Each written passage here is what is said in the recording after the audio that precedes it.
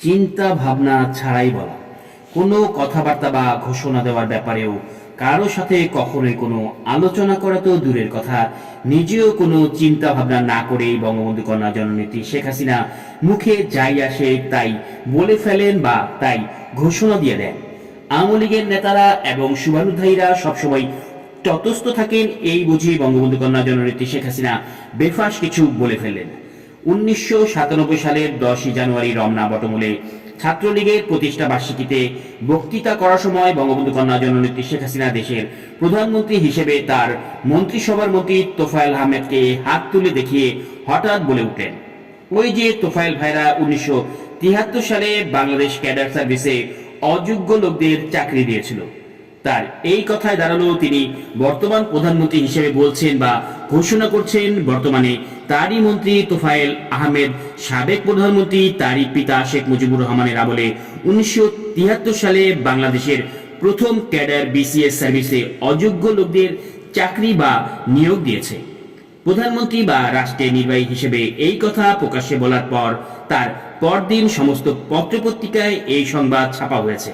Bangladesh cadre service BCS 1973 সকলের অযোগ্যতার অভিযোগে চাকরি যাওয়া উচিত এবং রাষ্ট্রের তৎকালীন প্রধান নির্বাহী বা তৎকালীন প্রধানমন্ত্রী শেখ মুজিবুর রহমানের অযোগ্য লোককে চাকরি দেওয়ার অভিযোগে বিচার হওয়া উচিত, নইলে বর্তমান প্রধানমন্ত্রী শেখ হাসিনার বিরুদ্ধে মানহানির মামলা হওয়া উচিত। রাজা বাদশাহ রাষ্ট্রপতি প্রধানমন্ত্রী আওয়ামী লীগের জুনিয়র সারির নেতারা একদিন বঙ্গবন্ধু কন্যা জননেত্রী শেখ হাসিনার পুত্র জয়কে বলছে, আমরা আছি, আপনি যখন প্রধানমন্ত্রী হবেন তখন আপনার সাথে আমরা আছি। জয় বলছে, প্রধানমন্ত্রী রাষ্ট্রপতি মানুষের কাছে ভোট ভিক্ষা করে, ভোট ভিক্ষা করে আমি কোনোদিন রাষ্ট্রপতি বা প্রধানমন্ত্রী হব না। যদি রাজা বানান তাহলে আছি, নইলে নাই। বঙ্গবন্ধু কন্যা জননেত্রী শেখ হাসিনার সঙ্গে সঙ্গে বললেন, বাবা আমরা তো রাজাই, আগামী তো তুমি রাজা হবা। তোমার নানা তো এদেশের রাজাই ছিল, তোমার নানাই তো এই দেশ সৃষ্টি করেছে, এই দেশের মালিক ছিল। চাকর বাকররা ষড়যন্ত্র করে তোমার নানাকে মেরে সিংহাসন দখল করেছে। আলীবর্দী খাঁ যেমন বাংলার নবাব ছিলেন, তারপরে তার নাতি সিরাজউদ্দৌলা নবাব হয়েছিল। তোমার নানা শেখ মুজিবুর রহমানও বাংলাদেশের রাজা ছিল, আগামীতে তুমি বাংলাদেশের রাজা হবা। রাজা বাদশাদের আধুনিক নামী রাষ্ট্রপতি প্রধানমন্ত্রী। ওয়াদা বঙ্গবন্ধু কন্যা জননেত্রী শেখ হাসিনা নির্বাচনের আগে মূলত এবং প্রধানত তিনটি ওয়াদা করেছিলেন।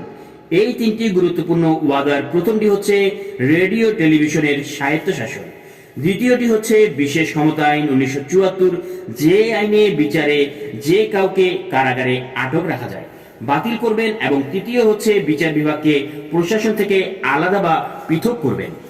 এই তিনটি ওয়াদার প্রথমটি টেলিভিশন ও রেডিওর স্বায়ত্তশাসন, মাশাআল্লাহ এটা বলার বা লেখার কোনো প্রয়োজন পড়ে না।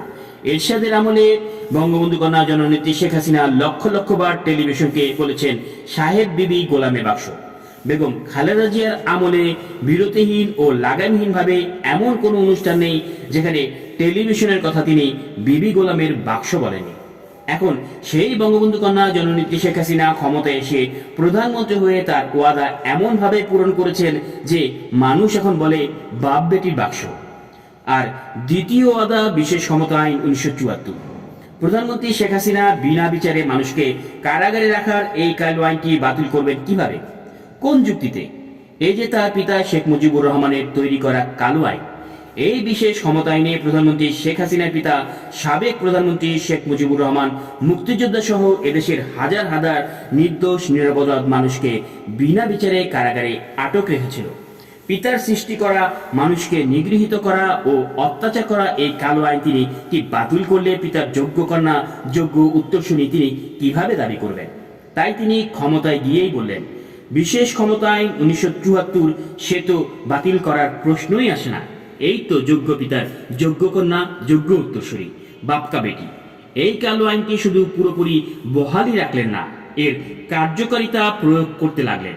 কালো আইনের এই প্রয়োগ করতে গিয়ে বিরোধী দলের 4 নেতাকে বিনা কারণে বিনা বিচারে কারাগারে আটক রাখলে মহামান্য রাষ্ট্রপতি আদালত প্রধানমন্ত্রী শেখ হাসিনা সরকারকে শাস্তিস্বরূপ অর্থদণ্ড দেয়। এরপরও প্রধানমন্ত্রী শেখ হাসিনার ওয়াদার কথা তো মনেই হয়নি, লজ্জাও হয়নি। হাজার হলেও বাবার তৈরি করা এবং রেখে যাওয়া তাই কালো আইনটি বহালি রেখেছেন।